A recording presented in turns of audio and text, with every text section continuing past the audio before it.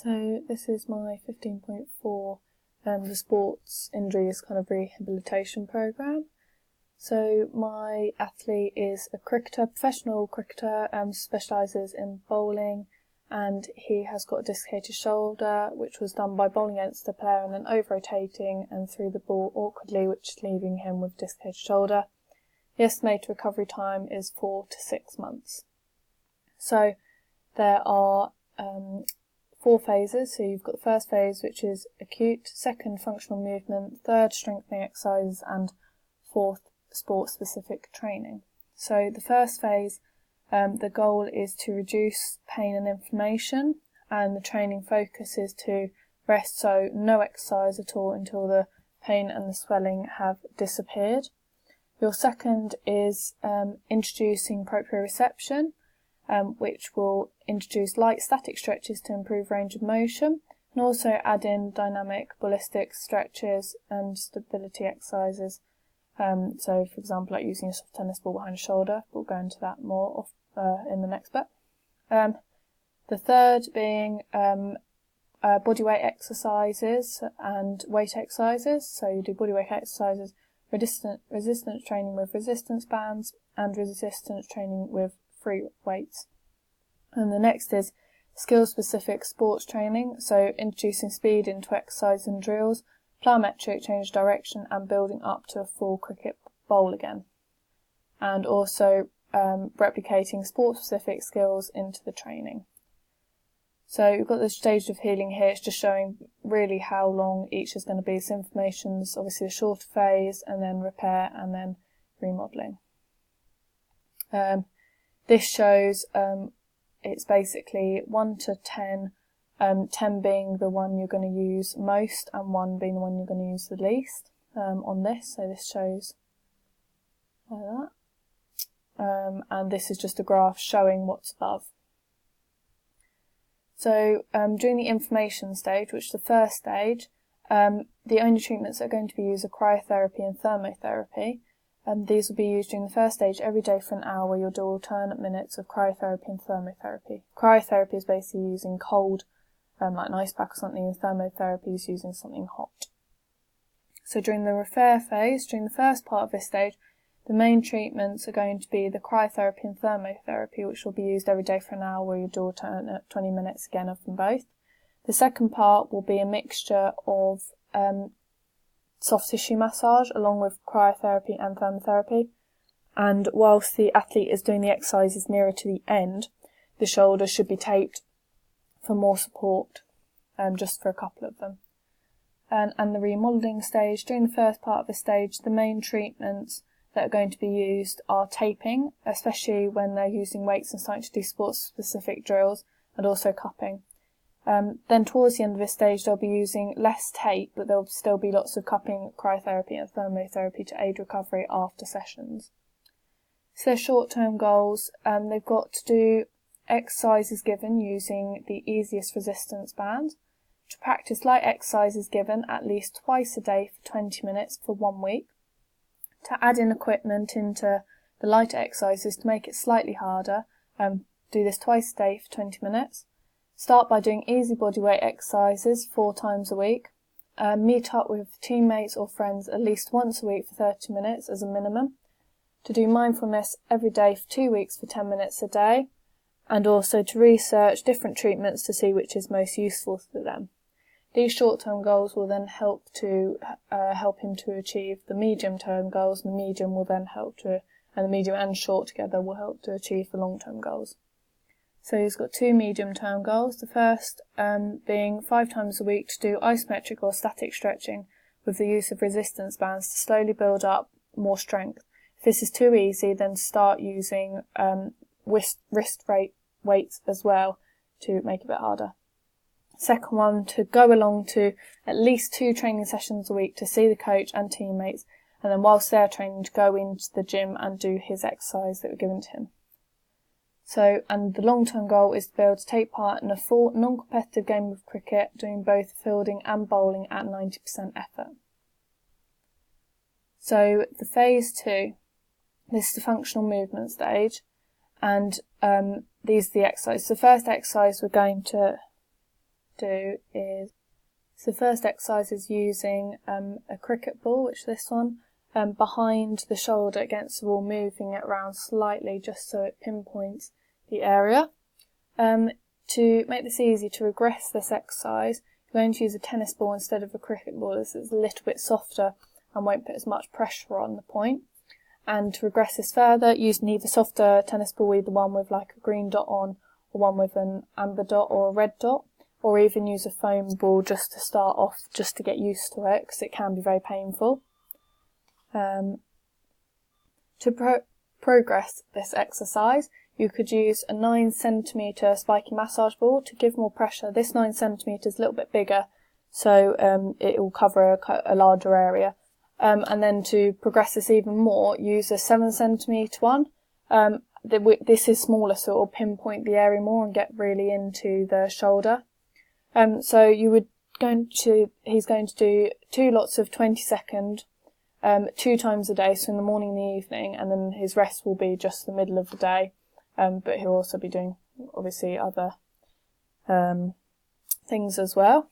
So shoulder, so the next one is kind of a shoulder arm lift. So you'll be lifting the arms up, as you can see in the picture, kind of as far as you can, just above, in line with the head, and then drop them down again, lift it up, drop them down like that.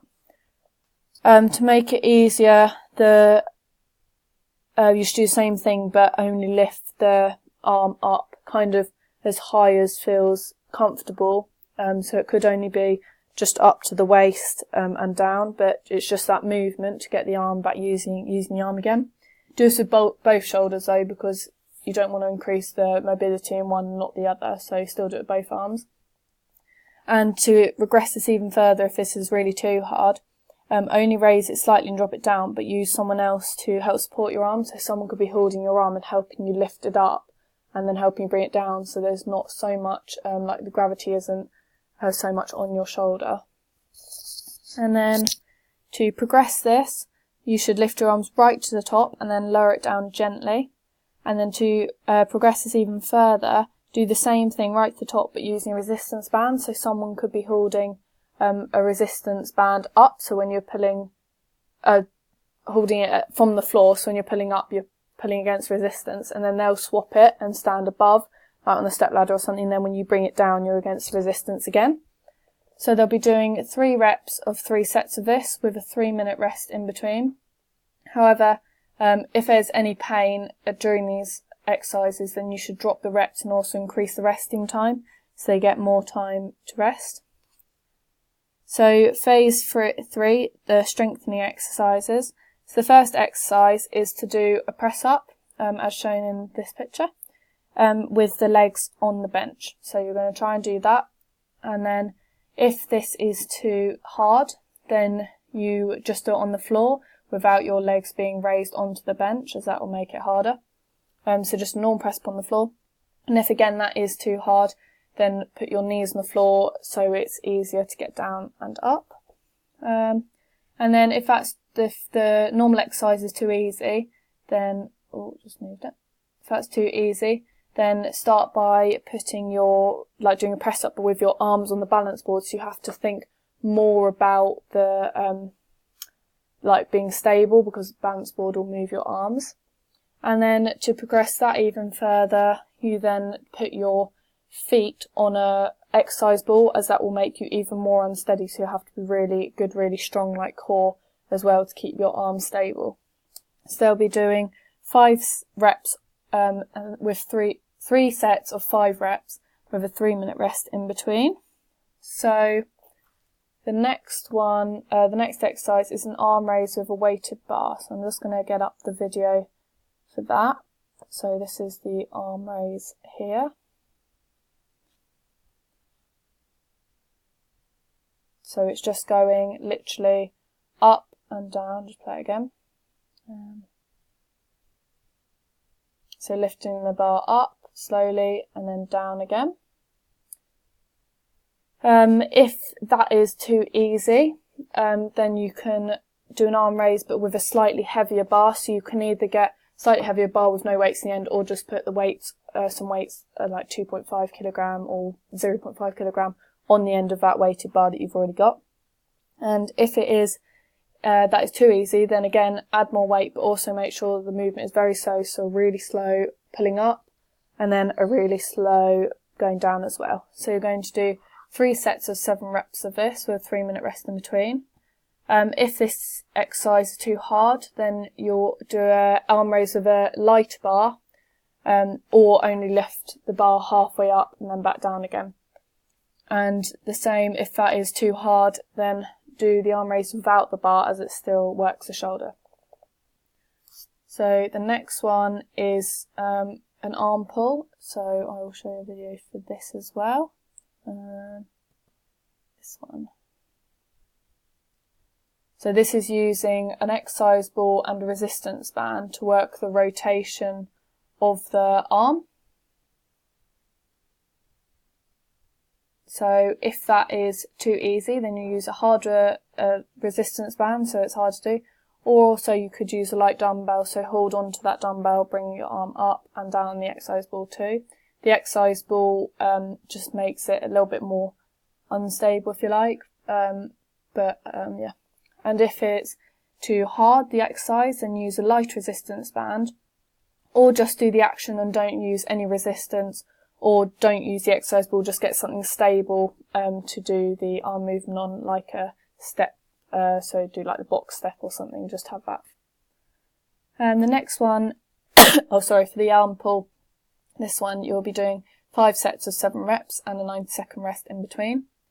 So the next one is the arm pull but sideways, so this one's very similar, however you're going to be pulling it away from you and then back towards you. Oh, are you going to exit? No. So if that is then too easy, then again use a hard resistance band, and then if that's still too easy, use a light dumbbell as well. But if that's too hard, then use a light resistance band, or just do the action, don't use any resistance. So you're going to do again 5 sets of 7 reps of this, 90-second rest. If the pain, if he still feels pain and then regresses, but there's still pain there, and if there's still pain throughout doing the whole of this stage, then move down back into phase 2, and then regress it, and then build back up to phase 3 again. So the next one is phase 4, which is, I'll do that.